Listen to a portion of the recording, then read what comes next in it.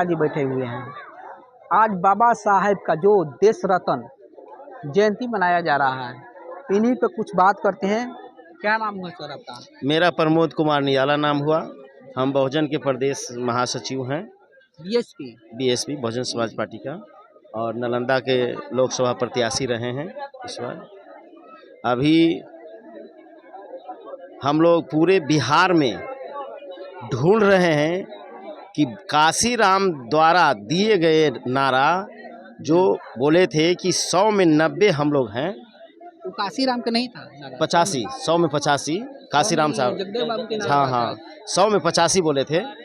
100 में 85% जो हम बहुजन हैं, उसका नेतृत्व की कमी हो गई है।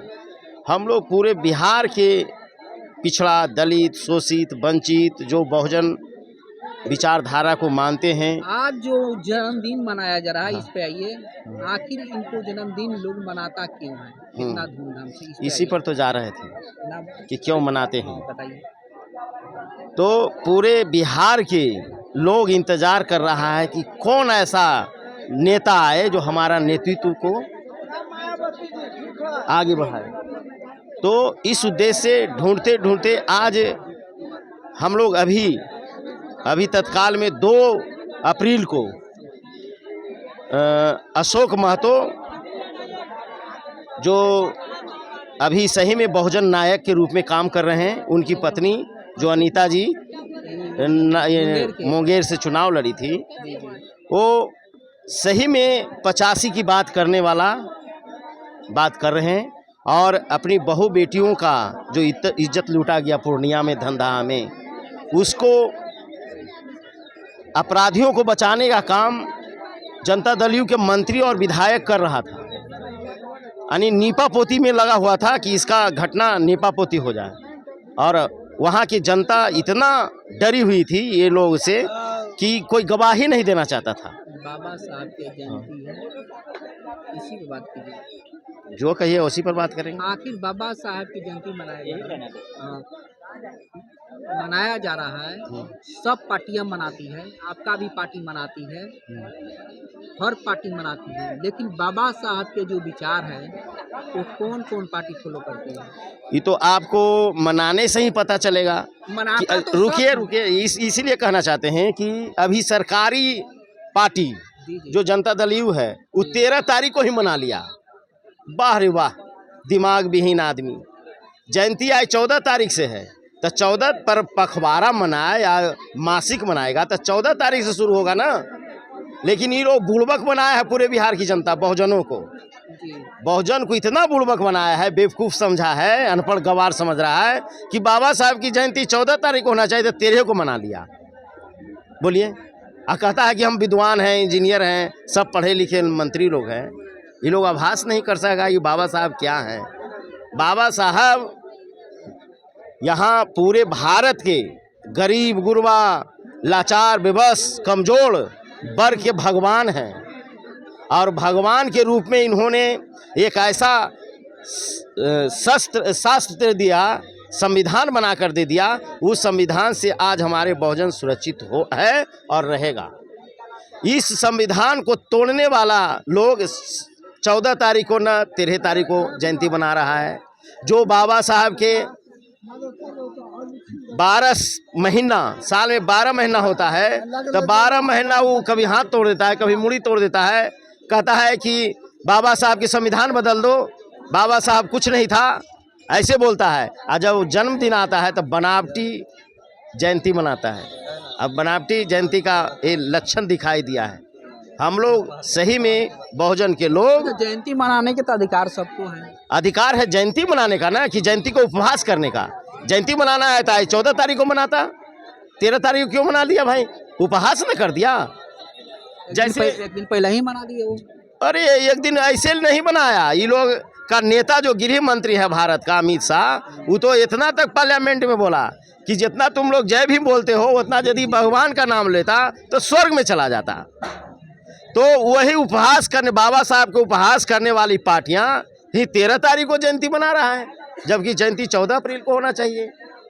तो ये उपहास करने वाले लोग कहीं ना कहीं पकड़ा जाते हैं।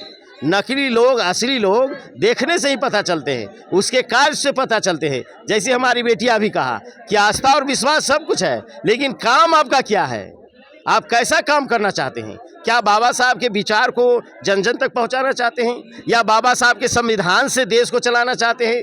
एक मुखिया भी यदि आज बाबा साहब के संविधान से यदि पंचायत को चला देता है तो कोई रोने के लिए तैयार नहीं होगा, सब मुस्कुराता नजर आएगा, सारे जनता हंसते नजर आएंगे, सबके घरों में विकास की झड़ियाँ लगेगी, जो विकास का पैमाना है वो सबके घर में चला जाएगा।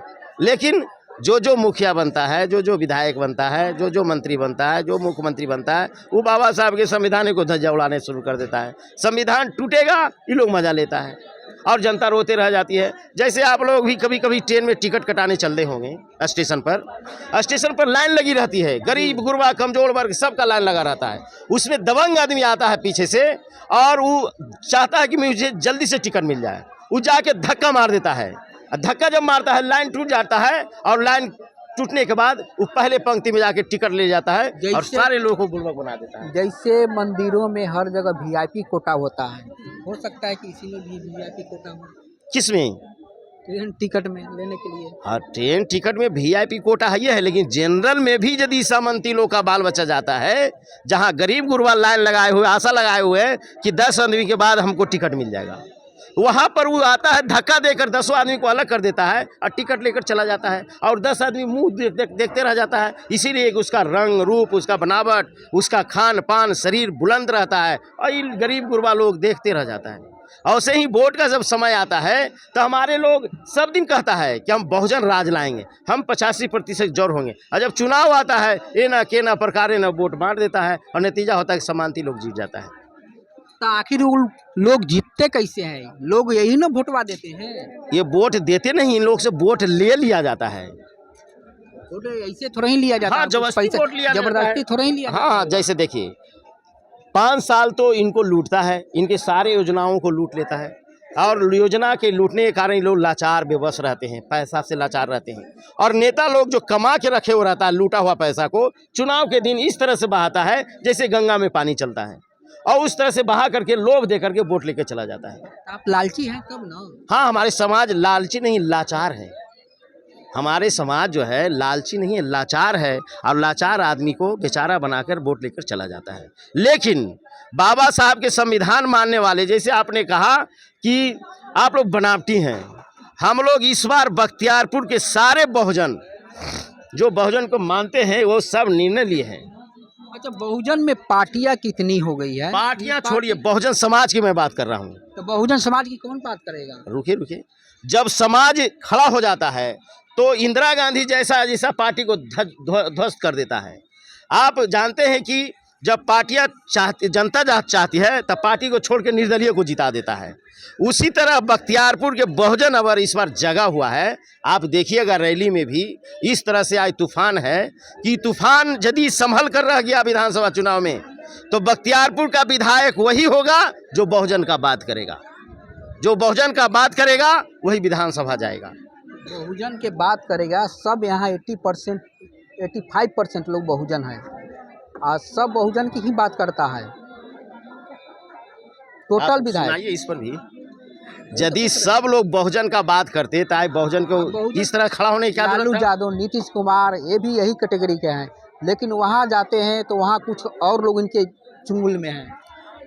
एक समय था कि लालू जी बहुजन का बात किए तो 15 साल राज किए।